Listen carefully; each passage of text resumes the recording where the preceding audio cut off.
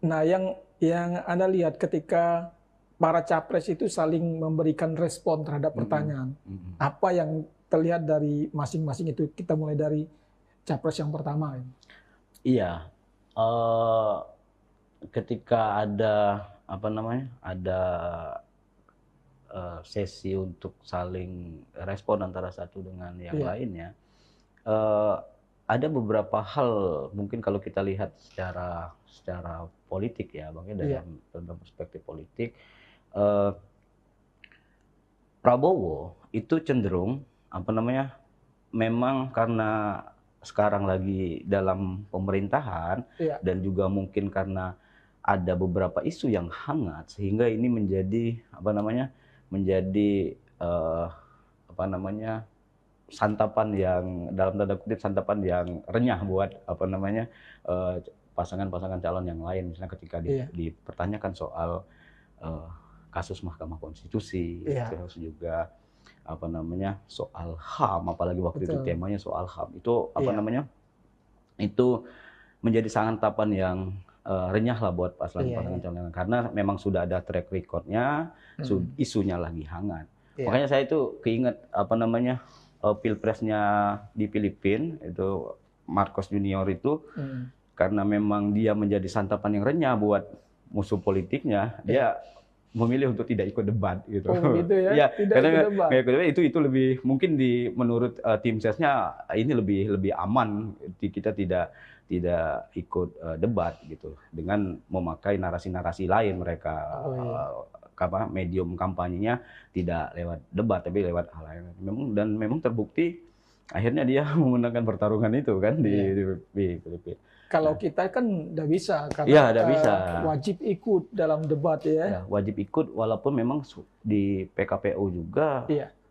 tidak tidak saklek, maksudnya tidak begitu terang ketika Hmm. misalnya tidak ikut debat, sanksinya apa gitu, Oh bang. Nah, gitu itu ya. kan diserahkan kepada KPU ketika mereka Hmm. tidak apa namanya, Iya, tidak cenderung lebih lunak lah apa iya, peraturannya soal soal soal debat itu. iya, Jadi, iya, kalau yang lain misalnya Prabowo lebih lunak gitu nanya ke yang lain kan, iya, ke Pak Ganjar ataupun ke Pak Anies juga lebih lebih lunak, walaupun dalam dialektikanya ada apa namanya, ada beberapa ungkapan-ungkapan yang mungkin apa namanya, dianggap orang emosional gitu iya, ya, iya, misalnya kayak, Bapak itu yang menjadikan Anda itu bisa jadi gubernur ya karena adanya demokrasi. Ya, kita memang tidak sedang memperdebatkan apakah itu salah atau tidak, tapi iya, memang mungkin kalau kita analisa dari keilmuan komunikasi, mungkin itu misalnya beberapa pengamat menyampaikan, wah itu cenderung emosional, cenderung iya, tidak memperlihatkan karakter asli dan segala macam. Tapi saya rasa ya begitulah debatnya akan kelihatan, maksudnya gimana cara orang menghadapi serangan, cara iya, bertahan, iya, cara counter attack dan segala macam. iya, Dan memang ada ilmunya sebenarnya, mungkin debat betul. itu kan ada ilmunya. Nah itu apa namanya, untuk di debat pertama itu yang saya lihat seperti itu, Pak. Iya. Akhirnya muncul-muncul isu yang macam-macam. Justru ramainya setelah perdebatan itu ya. Betul. Jadi karena pertanyaan Anies terhadap Prabowo, karena Hmm. memang Prabowo ini jadi jadi jadi santapan ya Iya, karena tetap yang isu-isu ya. yang macam-macam. Karena itu juga apa isunya menarik karena Prabowo ini juga dalam beberapa survei memang dia unggul ya, Unggul. sehingga sehingga seolah-olah posisinya di atas angin ya, Iya. sehingga memang kita lihat juga terkesan eh, dia overconfident gitu ya, Mm-mm. meskipun dia kalah di debat tidak masalah, yang penting rakyat yang milih gitu kan Iya, semangatnya. betul. Jadi ya itu juga, Kira-kira Bang, gitu. itu yang mengingatkan saya sama yang Filipina tadi Iya kan. ya, Jadi ketika, karena sekarang kan belum belum keluar survei terbaru pasca debat, Bang. iya Sebenarnya iya kalau kita sudah ada survei terbaru pasca debat, kita enak ngukurnya gitu iya kan, iya walaupun betul. apa namanya memang Efek tidak, dari ya debatnya. tidak bisa kita pastikan, tapi setidaknya Iya kalau ada survei setelah pasca debat, itu kita bisa ngukur kira-kira efeknya seperti apa gitu. Kalau misalnya kayak kita lihat sejarah debat capres pertama sekali di dunia, misalnya di Amerika tahun 1960 itu, misalnya apa namanya, John F Kennedy iya dengan Nixon itu debat. pasca debat itu dihitung.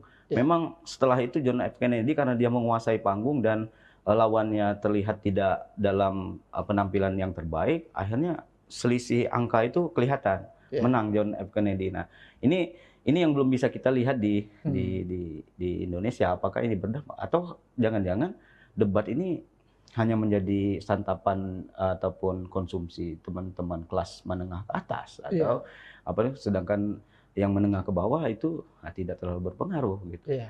Ya, saya menarik kemarin Bang. Karena saya habis riset dari Jalur ya soal pemilu juga. Iya. Jadi media sosial, orang-orang tua itu memang tidak pakai media sosial, tapi mereka saat debat itu mereka nonton semua lewat televisi. Gitu ya. Ketika debat nonton ya. Itu mungkin yang beberapa ini mungkin bisa menambahkan argumen di risetnya Saiful Mujani Research Center itu, bahwasanya yang menonton debat itu, misalnya kelas menengah ke bawah, itu pun memang orang-orang yang sudah partisan gitu Bang. Jadi sudah punya pilihan. Jadi mereka ikut debat, tapi sejelek-jeleknya penampilan calon dukungannya itu tidak masalah, tidak mempengaruhi pilihan mereka.